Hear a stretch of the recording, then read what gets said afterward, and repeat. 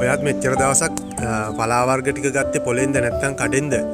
ඔය කඩේ නැත්නම් පොලේ තියෙන ඒවායින් 70ක් 80ක්ම රසායනික වලින් රසායනික තියෙන පලා වර්ග තමයි තියෙන්නේ. මොකද වගාවක් විදියට කරනකොට දැන් කාලේ රසායනික පොර ගහනවාමයි සත්තු කනවට කොළ කනවට අකුලනවට කෘමිනාශක ඊළඟට විවිධ රෝග වලට කෘමිනාශක ඊට අමතරව දිලිර හානි වලට දිලිරනාශක යොදලා තමයි ඒවා ලස්සනට හදලා තියෙන්නේ. ඔයා මිටිය බැඳලා තිබුණ නිසා ගෙනින් ලේසියෙන් හදාගෙන කෑවට වගේ ලොකු පෝෂණීය ගුණයකුත් නැහැ. ඔයා නිකමට හිතන්නක මුකුණු ගන්න කියලා. මුකුණු ගන්න වලින් ලැබෙනවට වඩා වැඩි පෝෂක ප්‍රමාණයක් ලැබෙන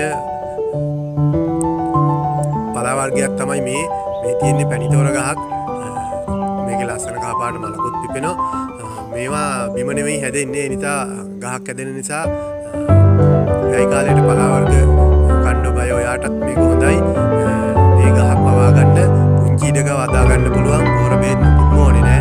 අපිට අවශ්‍ය විදිහට ටින්ගාලා කඩාගත්තා, හදාගත්තා කෑවා. මේක හැදුවාම හරිම රසයි. අපේ ඉස්සරහට දාන වීඩියෝ බලන්න අපිව සබ්ස්ක්‍රයිබ් කරලා තියාගන්න. එහෙනම් බොහොම ස්තුතියි.